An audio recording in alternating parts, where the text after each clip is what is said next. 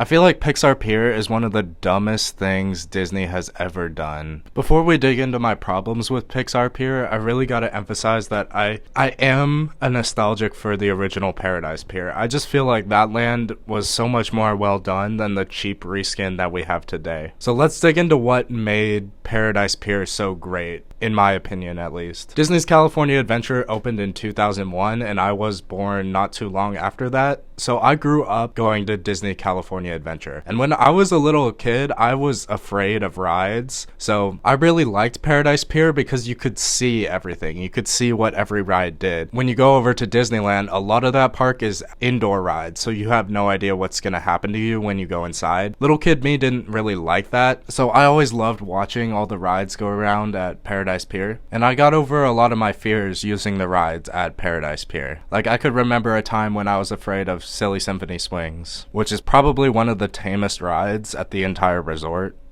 But Paradise Pier did go through a couple phases. When the park first opened, Silly Symphony Swings wasn't even a thing. It was called the Orange Stinger, and it was in a giant orange. Golden Zephyr and Jumpin' Jellyfish are pretty much the only things that haven't changed at all.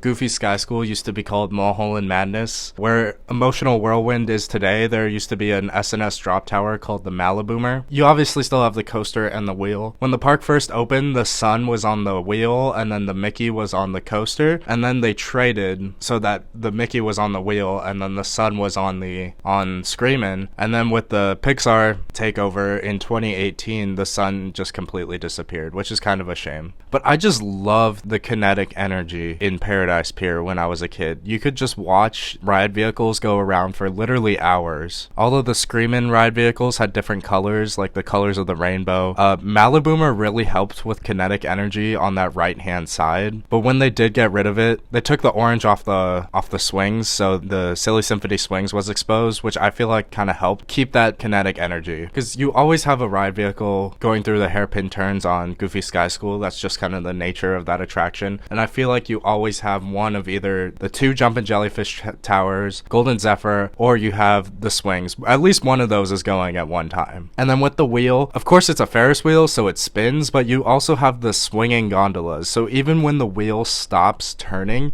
you still see motion in those gondolas, which is just so much more interesting to watch than a normal Ferris wheel.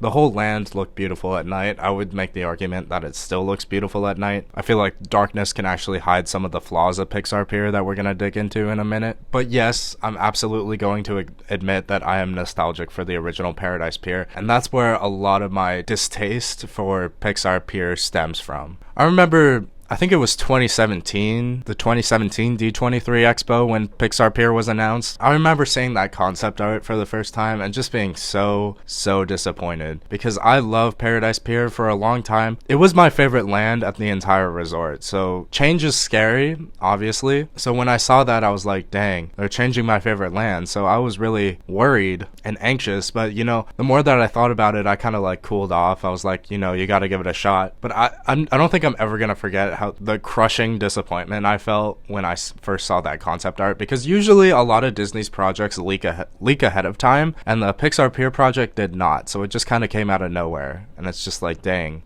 that's brutal, you know? So let's dig into the problems I have with Pixar Pier. We're going to start by looking at each individual neighborhood. So Pixar Pier is divided into 4 neighborhoods. The Inside Out neighborhood, which is where the Maliboomer used to be. We got the Pixar Promenade, which is basically just miscellaneous Pixar characters, which is the area behind the Fun Wheel. And then we got the Toy Story neighborhood right in front of Toy Story Mania. And of course we got the Incredibles neighborhood, where the entrance to the coaster is. So let's start with the Inside Out neighborhood.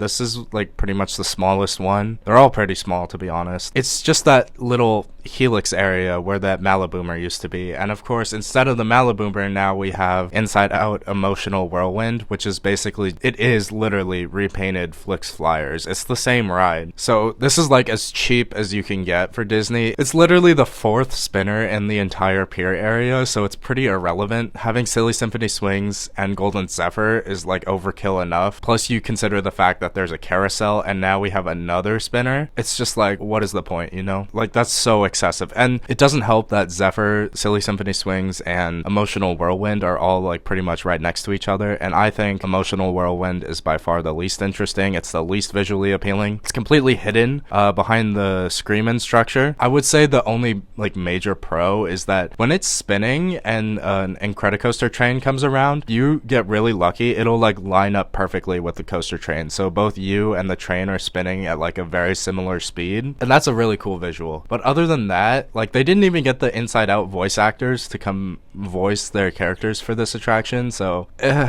it's kind of bad. I mean, it used to be a smoking section, so I guess it's an improvement over that. But when you consider the fact that Maliboomer used to tower over the Screamin' Helix and provide kinetic energy for the land, I just feel like that is so much better than the Emotional Whirlwind, because when you look at Pixar Pier from Paradise Gardens Park, you can't even see it. Like, you have to look through the structure, and even then it's dumb. That's pretty much the bottom line of this. Speaking of dumb, we have the Pixar Promenade. So they didn't even assign a specific movie to the area where the wheel is. And I mean, I guess it makes sense because a whole bunch of Pixar characters are on the wheel. It just feels messy. It's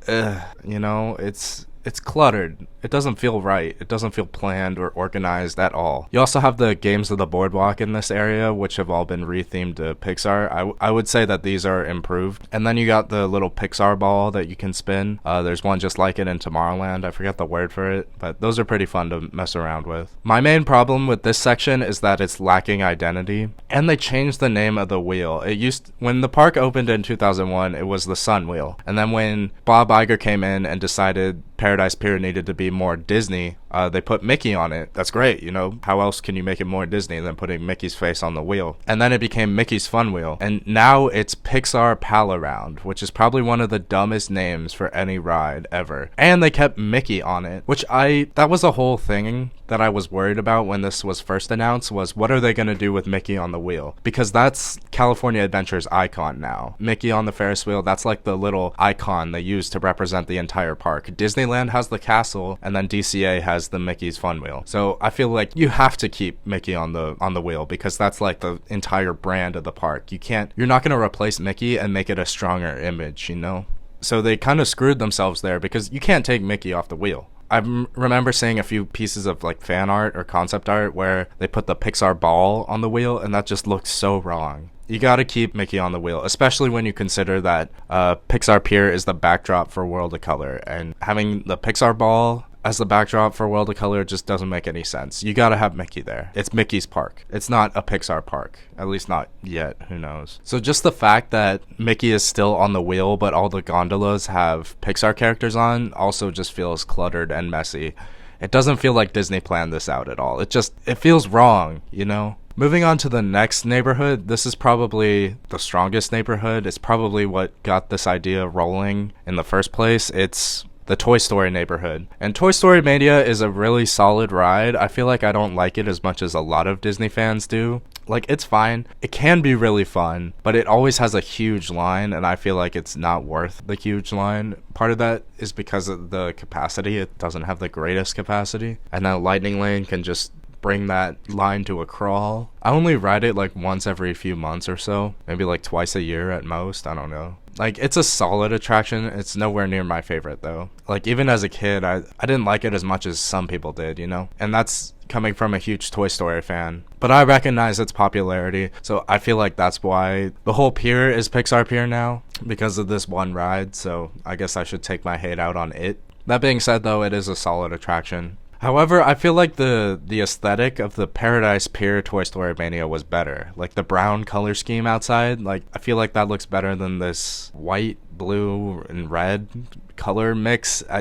It looks ugly, in my opinion. I'm not a fan. It looks like too much, you know? It's like, I prefer the simplicity. And then King Triton's carousel got rethemed to Jesse's Critter Carousel. This is probably an improvement. I like the little Toy Story characters from the Woody's Roundup animated shorts within the Toy Story 2 movie. Like, they're on the carousel now. I think that's really cool. And I'm a bigger fan of the Toy Story franchise than I am of Ariel. I would say that the carousel is an improvement.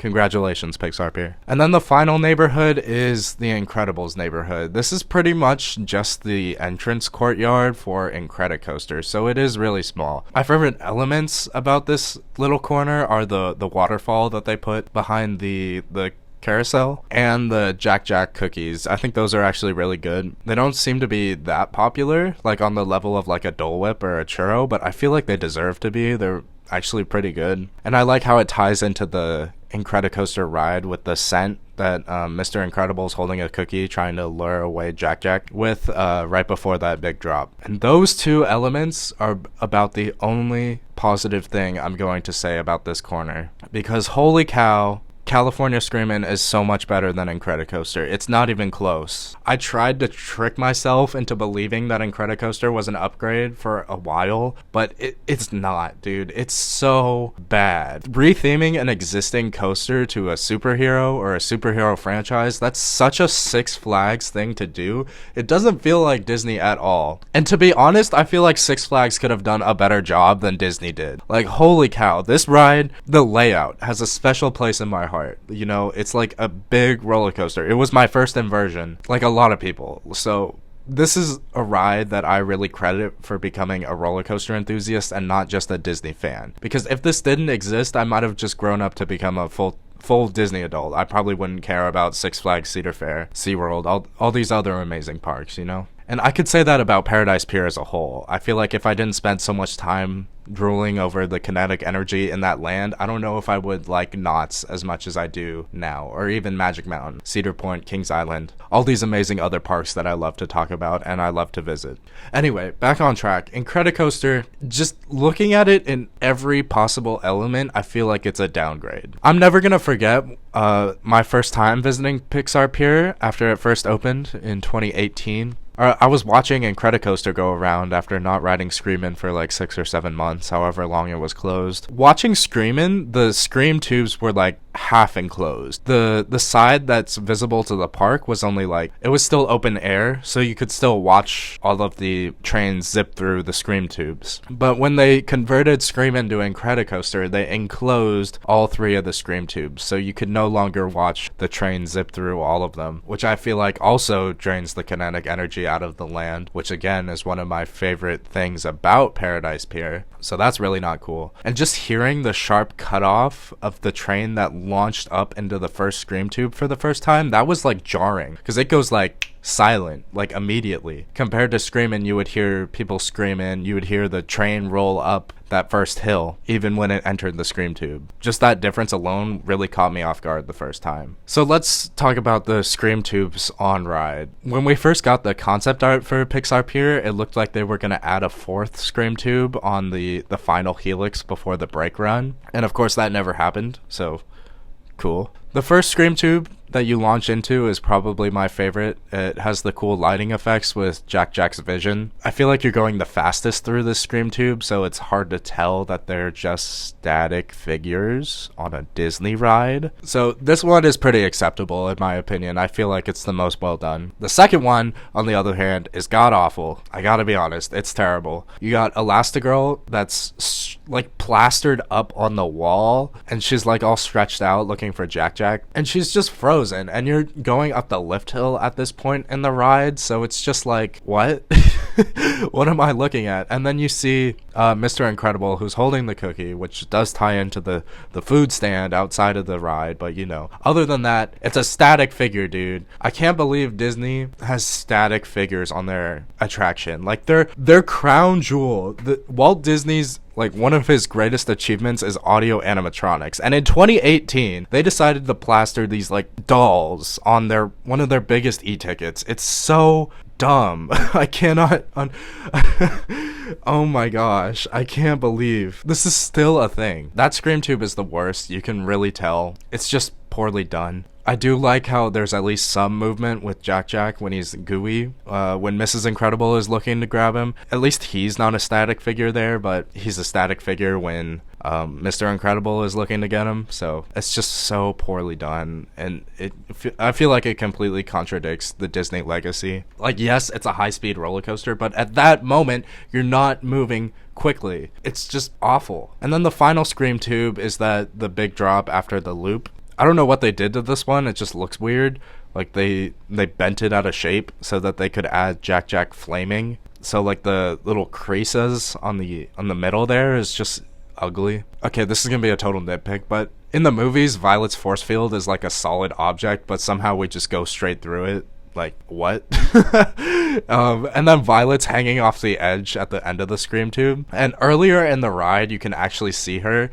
She's literally just a head attached to the top of the Scream Tube. Like, you can literally see that she doesn't have a body. It's just so poorly done, dude. Oh my gosh. So, yeah, not a fan. I just started ranting about the Scream Tubes. But let's dig into the premise of Incredicoaster. So they acknowledge in the pre-show video that this is a re-themed roller coaster. Apparently, it's been the grand opening of Incredicoaster for like 6 years now, because that's still the same premise. Like, Dash is excited that they re-themed the coaster to Incredicoaster. It's been years. Like, come on, guys.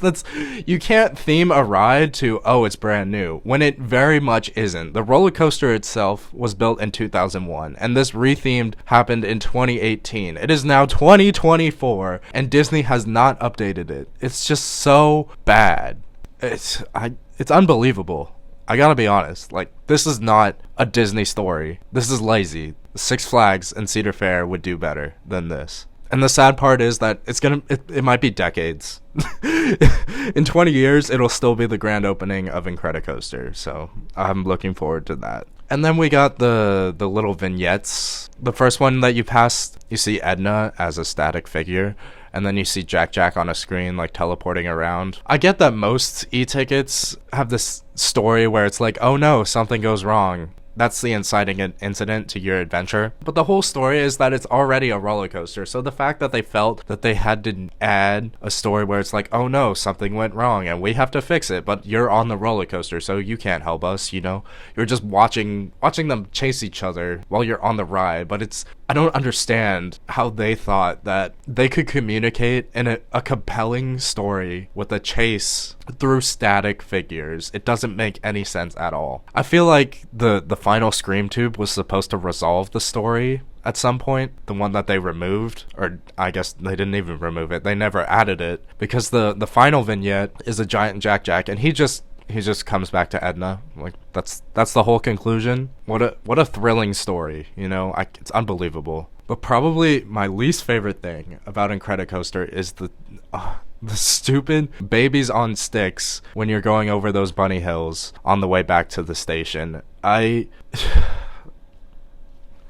don't even know what to say. It's like the dialogue is like, oh no, he's multiplying, and then you just see babies on sticks. Like, again, they're static figures, but you can literally see where they attach to the poles that are on top of the Toy Story Mania show building. So it's just so bad. It's so bad. That might be the worst effect in, like, Disney history. Like, I'm not even, no hyperbole. But let's talk about another downgrade that Incredicoaster implemented, and that is the score. So instead of the iconic California Screamin' music going through, that matched perfectly with the layout, by the way, we get like snippets of the Incredibles 2 score interrupted by dialogue to further the story of a dumb chase. This is a problem that I have with some Disney coasters. It's like, it's a roller coaster. You don't need dialogue, you know? Like, that's the beautiful thing about Big Thunder Mountain and Space Mountain. They convey a story without using words. They use it through visuals and feeling and, you know, Disney magic, you know, stuff like that. I feel like on a roller coaster, show don't tell is a really powerful tool, and I feel like this applies to Guardians of the Galaxy Cosmic Rewind as well. Like, it's a roller coaster. It's kind of hard to process dialogue while you're on a roller coaster. You know, like, even for me, someone who loves roller coasters, I had to ride Cosmic Rewind multiple times before I realized what they were saying. And as for Incredicoaster, I know this layout like the back of my hand, because I've been on it so many times. So I can pay attention to the dialogue, but I remember the first time I wasn't listening to that. I was enjoying the ride, man. Like, come on. It's a roller coaster. And I miss the simplicity of the California Screamin' soundtrack. Like, I'll even put earbuds in, press play at the launch, synced up with the music for California Screamin', so I can still hear the music during the layout. So that's pretty much the only thing you can do if you miss the California Screaming music like I do. So it's really such a shame. It's such a downgrade. One of the biggest themes about the first Incredibles movie is that it's okay to be super. You know, talent is something that should be showcased. You should use your talents. You shouldn't feel like you have to oppress them, you know? Like, be you, pretty much, just to boil it down as simple as possible. And you want to know how Incredicoaster conveyed this theme in the actual ride? They took all of the trains that were different colors and they made them all the same, which they're all red now, and it's just unbelievable. It's so dumb. Like, if everyone's super, no one will be. So that's just the vibe that removing all the different colors gives to me. Like, it's just so dumb. And then my final note on Incredicoaster before we move on is the roughness. In 2018, when Disney was switching the whole land from Paradise Pier to Pixar Pier, they actually removed the loop on the roller coasters so that they can change the background from the sun and the Paradise Pier logo to the Pixar Pier logo, which, by the way, is brown and pretty ugly in my opinion. So I assumed that meant that they were gonna retract the loop, because the loop has been by far the roughest part of the ride for a number of years now. Like, even before the transition from Screamin' to Incredicoaster, that was the roughest part of the ride. And they just repainted the same loop and then they put it back. And the only reason I know that is because the loop is rougher than ever now. It's definitely the same loop. It feels identical, and that's just so frustrating because they literally took it out and they just put it back in. Like, that loop definitely needs to be retracked, because I'm sure that I was one of those kids that this loop was my first inversion, and I'm sure it's a lot of kids' first inversion. And if a young 6-7-year-old rides this ride today, they're probably going to think that all loops feel like that, when that very much isn't the case. So it's such a shame that this is like an introduction to inversions for a lot of people, and it's a bad one, like straight up. I should be feeling sentimental about it, but I don't, because it's bad, you know? Like, they should have retracted this. And speaking of retract, there are multiple parts of this layout that I feel should have been retracked. Like, Big Thunder Mountain at Disneyland got a full retracking a few years ago, and I don't even think that ride was that rough. This is much rougher. I'm really surprised that they didn't take the extended downtime of the transition to actually address some of these sections.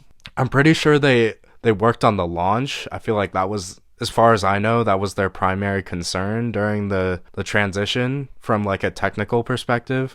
But they really should have invested in some new track for this ride. It gets cycled so much every day, and there are just certain valleys that really rattle you around. Like, one that stands out to me is the valley after the final tunnel with Jack and Violet. That one's pretty gnarly. Of course, the loop. The whole ride, you just feel a constant jittering. It doesn't go away. It's not headache inducing, but I would say that the loop is the only like excessively rough part of the ride. And even then, I have been on rougher loops. But at the same time, we should hold Disney to a higher standard. They should have retracked this ride, or at least sections of it. Like, honestly, if they just replaced the loop, I probably wouldn't even be complaining about this at all. So it's just annoying, you know? Like, why didn't you fix it when you could have? That's enough ranting about Incredicoaster.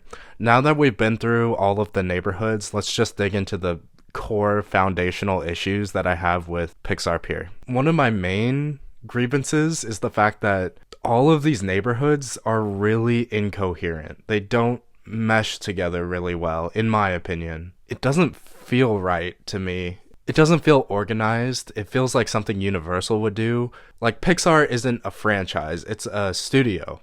And they have a number of franchises, including Cars, which has its own separate land. So why does Cars get its own land when Toy Story, Incredibles, Inside Out are all crammed together on the pier? It just doesn't feel right. It feels messy. I feel like all of these franchises deserve better, especially Toy Story. As I mentioned, I'm a big fan of Toy Story. I discussed this in my wishlist video for Disney's California Adventure, which you should definitely check out if you haven't already. But I think Toy Story should have been the whole land. Throwing in Incredibles and Inside Out and WALL-E to an extent, and whatever else you want to say is represented in the promenade area. It just doesn't feel right. The whole thing should have been Toy Story Pier or whatever, you know? Especially considering that 2018 was the same year that Toy Story Land opened at Hollywood Studios in Florida. I really dislike naming a land after a studio. At least Avengers Campus is Avengers Campus. It's not Marvel Land, you know?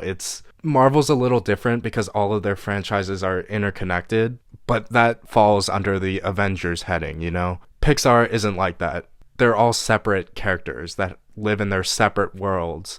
So just putting them all together isn't Disney, in my opinion. It's not immersive. It feels like something Six Flags would do, you know? It's not thought out at all. And that's probably the most frustrating part about Pixar Pier. It feels like it was a corporate mandate to make this change. It doesn't feel like anyone was actually passionate about it. There was no creativity put into Pixar Pier. It's just soulless. And I know a lot of people would make the argument that Paradise Pier was soulless, but I disagree. And I do recognize that part of that is nostalgia. So I feel like that land had a purpose. It had a personality. And to prove the fact that this wasn't thought out at all, you only have to look at the Paradise Pier Hotel. Because just recently, in 2024, it has reopened as the Pixar Place Hotel or whatever. When the transition was happening, it was still the Paradise Pier Hotel. And it was the Paradise Pier Hotel for years after Paradise Pier was gone. So it just didn't make any sense. They didn't think about the hotel at all. They didn't even consider it. Like, maybe it opened in 2024 because of delays related to the pandemic. But even still, 6 years is an insane amount of time, even for Disney. Like, it's not even Tron where it's a brand new thing opening. It's a rethemed hotel. Like, how? You can't get much more simple than that, you know? And I really like the aesthetic of the Paradise Pier Hotel with the waves at the top. And it kind of towers over the land to an extent. I just thought it was a beautiful piece of the skyline. And I don't know how I feel about the new colors. I definitely prefer the Paradise Pier colors, but I don't know if that's because I'm biased or if that's because they're actually better. I just felt like they were more aesthetically pleasing. Like the bright white and the red and the blue on the new hotel is just, it's too much, you know, in my opinion. I miss the calm colors, the blue and the like lighter yellow. I think it just looked nicer. So I'm not a fan of the Pixar Place Hotel. I mean, that's just from an outside perspective. I'm obviously not going to pay to go there. No, thank you. So just having that structure tower over the land for the first few years of its operation was just a giant reminder that this whole thing wasn't planned out, that it was messy, that it was a mistake. Another core flaw of Pixar Pier is the fact that it's half of a land. If you go back and look at Paradise Pier, it surrounded Paradise Bay. It was one coherent area. But when they switched over to Pixar Pier, they only rethemed the area from the sign near the World of Color viewing area all the way to where Incredicoaster's final helix is. So that left the area from Silly Symphony Swings to Ariel's Undersea Adventure like completely broken. Like it was just alone now, and it still is alone. So now this corner of the pier is called Paradise Gardens Park. So technically Paradise Pier isn't fully dead because we still have Jumpin' Jellyfish, Silly Symphony Swings, Golden Zephyr, Ariel's Undersea Adventure, and Goofy's Sky School on top of the restaurants in that corner. The fact that they only changed half of the land is just bizarre. It's incoherent. From a land perspective, not even within the land. Now from a park perspective, Pixar Pier is messing with the storytelling of Disney's California Adventure. And that's another thing. Pixar Pier, how does that fit into California Adventure? It feels like they've been moving away from the DCA vibe, but they just haven't pulled the trigger on a name change yet. And I don't really know why that is. When you got rid of Paradise Pier, I feel like you killed California Adventure, which is fine. You know, the identity of this park has changed drastically over the last few decades. Like, that's no secret. Honestly, that could be a topic for a whole other video. But really, the only thing left that's connected to California Adventure is Grizzly River Run, and I guess the 3 spinner rides in Paradise Gardens Park. And believe me when I say that it's not that hard to retheme a spinner. So really, Grizzly River Run is the only thing that's keeping this park's name from changing, in my opinion. This is completely getting off topic. So the main point is dividing Paradise Pier into Pixar Pier and Paradise Gardens Park is messy and incoherent, just like the neighborhoods within Pixar Pier. That being said, that was one of my major concerns because the World of Color show happens in Paradise Bay. So if the whole land was themed to Pixar and then you just have World of Color, which is a Disney show, it's very much not constrained to just Pixar. You like, for special events they include Marvel and Star Wars, and for the traditional show they have Pirates of the Caribbean. They do include Pixar films like Finding Nemo and It's Tough to Be a Bug, but World of Color is a Disney show. It's not a Pixar show, you know? So it wouldn't make any sense if the whole thing became Pixar Pier. Then why would they just have a World of Color show that is not Pixar in the heart of the land? So I just feel like that issue also contributes to the fact that nobody thought this out. This was a dumb idea and they should have just left it alone. Like, point blank period.